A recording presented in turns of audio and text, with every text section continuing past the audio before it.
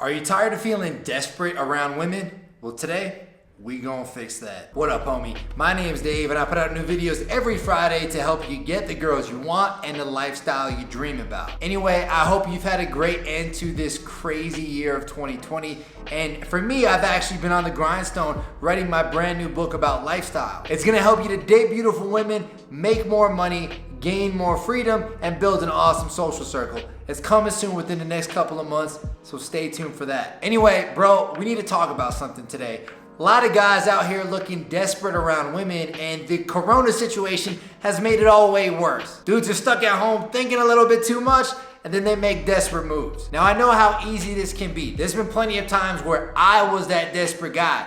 Worst part is, I didn't even realize it, and you might not either. So today, we'll point out what makes you look desperate so you can stop that behavior and become more of a sexy challenge to women.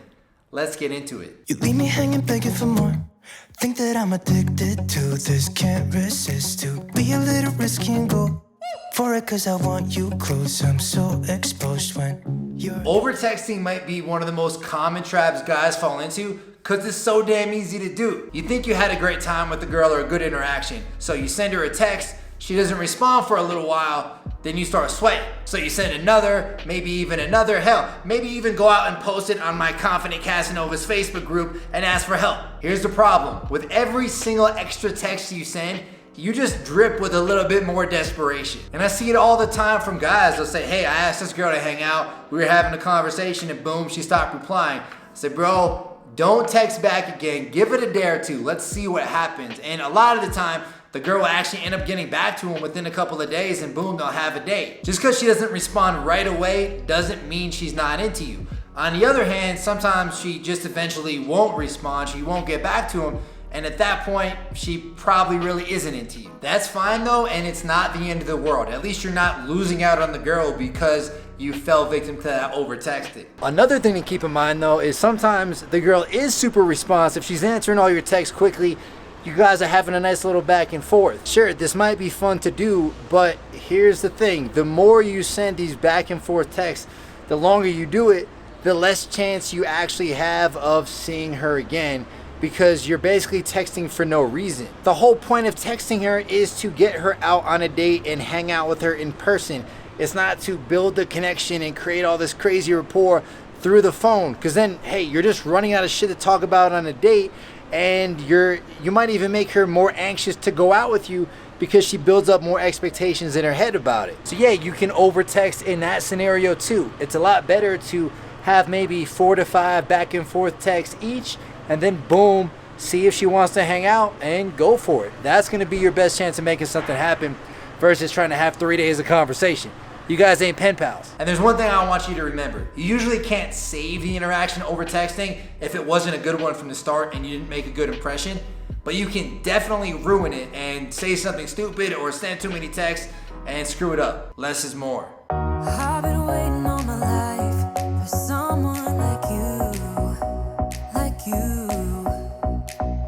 I would watch the days go by, wasted in blue. You guys know me, and you know that over the years, I've done a lot of simp shit. The crazy thing is though, even after I started getting pretty good with girls, I still had a couple simp mistakes that followed up. One of them happened right after I moved to Vietnam. Now, some of you guys know I met this great girl right before I moved there about 7 years ago, and I could not take this girl off my mind. She was beautiful, smart, the whole 9 yards. I thought, I need to keep this girl interested. I need to keep her engaged. So, against some of my better judgment, I ended up sending her some flowers from flower.com. And a few months after that, I sent her, I think, like some sort of cake from like a different website. And needless to say, these things did not work out very well for me. Sure, maybe it did remind her of me while I was away, but it also clearly positioned me as the chaser. She didn't have to worry about what I was doing or think about whether or not I was dating girls over there in Vietnam, because I was showing her what my intentions were. I was showing her, hey, I'm still thinking about you all the time. I'm still hoping that we can date when I come back. Basically, I gave all my power away and made myself look like a simp. And it's no surprise that when I returned from Vietnam and tried to date this girl again, it didn't work out. What's crazy is that gift giving is such like a normalized thing, especially with girls that you're not even exclusive with. You're constantly bombarded with it in Hollywood movies all the time, so that it doesn't seem like such a bad idea. But trust me, it is. The only time you should really be giving a girl a gift is if you've been dating her for at least several months exclusively. If that's not the point, if you haven't been doing that, don't give her the gift. You're just gonna be giving your power away and screwing yourself up. You met me in the dark. You filled my walls up with a gallery of stars. But I keep asking myself, is this wanderlust? You ever make the mistake of planning way too far ahead with a girl? You start hanging out with her a little bit, realize, hey, I like her, she seems really cool, I want to keep this going. So you desperately try to plan really far ahead into the future. Maybe you try to invite her to a concert that's like 3 months in advance or something. Here's the problem. This basically puts all your cards on the table and tells her, hey, I'm looking at you as a potential girlfriend material. Now listen, it's completely fine to start doing this after the first few months of hanging out with a girl, but you definitely don't want to do this after only the first few dates. Again, it gives away your power. It's a lot better to let her bring up things far in the future and you can say, hey, that sounds like fun, we'll see. All of these feelings I know, I just gotta let it go. Keeping it low, keeping it all on the low. You say to just take it slow, you just need time, you need to really unwind. I'm just trying to make you mine, it'll be fine, I promise it'll be right. I just spent all in my mind, yeah. So let's flash back to, I think, my second year of college. There was a girl from my hometown that I was hanging out with, and I ain't gonna lie, I was really digging her, really liked this girl, and I decided, hey, I wanna let this girl know. I know we've only been hanging out, I know we've only gone on like 2 dates, but I need to confess my feelings. So I dropped her a text, told her I really liked her, and she actually responded saying she really liked me too, and she wanted to see where it goes. Of course, I was over here on cloud 9, like, yo, this is amazing, this is gonna be my future girlfriend, let's go.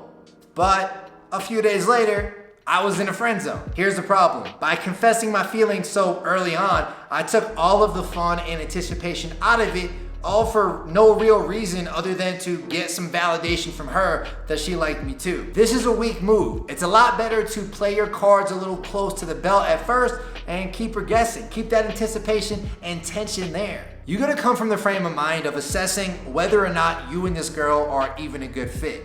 When you start confessing things early on, it makes it seem like you're ready to jump into a relationship with the first semi-attractive girl that shows you any interest. That is not a good look. You're trying to set yourself up as the buyer, not the seller. So just hold off on confessing those feelings. You don't need that validation. Pull on my strings like kite. I don't know my left from right. More than a fling on a weekend, more than a slide in a DM. You got me on the whole. Another level. When I first moved to South America, there was a sexy Latina girl that I started dating.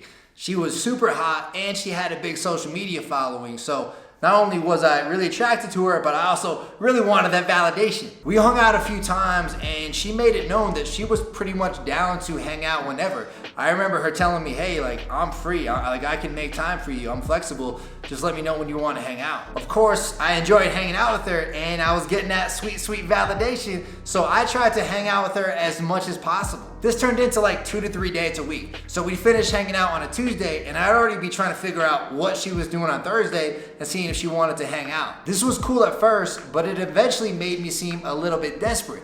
I was way too available for her, and not surprisingly, she broke things off a few weeks into it. By being too available, again, you show your cards too quickly and you take the excitement out of it. It makes it seem like you don't have a life and this girl is becoming your life.